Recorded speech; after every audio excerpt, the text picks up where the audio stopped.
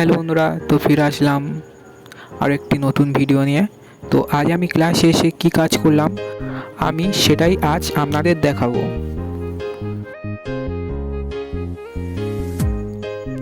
তো প্রথমে আমি মাটি নিয়ে নিয়েছি। তো আজ আমি বানাবো একটি বাদাম। এই বাদামটা সাধারণত লাল রঙের হয়, বড় বড়, যাকে বলা হয় বাস্কো বাদাম। আমাদের এখানে এটাই বলা হয়। তো আপনাদের ওখানে কি বলা হয় এই বাদামের নামটা অবশ্যই কমেন্টে জানাবেন।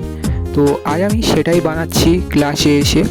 তো আপনারা জানেন আমি সাধারণত মাটিরই কাজ করে থাকি। তো আমি ড্রয়িংও করি, তো তার সাথে আমি মাটির কাজটা বেশি করি।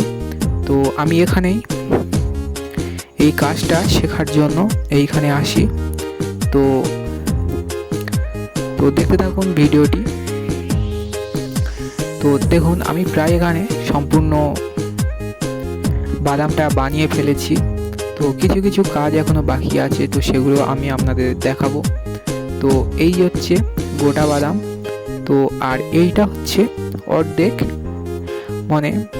মানে এটা ফাটানোর পরে যে ভিতরের যে অংশটি হয় সেটাই কি আমি দেখানোর চেষ্টা করেছি। আর এই যে ভেতরে যে ছোট ছোট যে দানাগুলো বা বাদামগুলো দেখতে পাচ্ছেন, এটাকেই বাদাম বলে।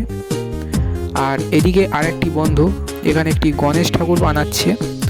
তো এদিকে এই হচ্ছে,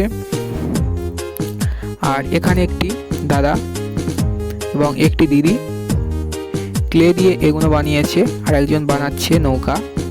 তো ধীরে ধীরে আমি আপনাদের সমস্ত কাজগুলি দেখাবো।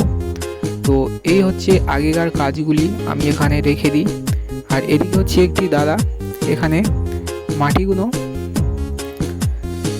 ড্রামের ভেতরে ভর্তি করছে। তো আর এদিকে আরেকটি কারিগর লেগে পড়েছে তার ঘর বানানোর জন্য। দেখুন কত সুন্দর করে সেরামিক্স বানাচ্ছে, বা একটি কুমোর যেরকমইভাবে কলসি হাঁড়ি তৈরি করে ঠিক সেরকমইভাবে। তো আমাদের ক্লাস প্রায় শেষ হয়ে গেছে।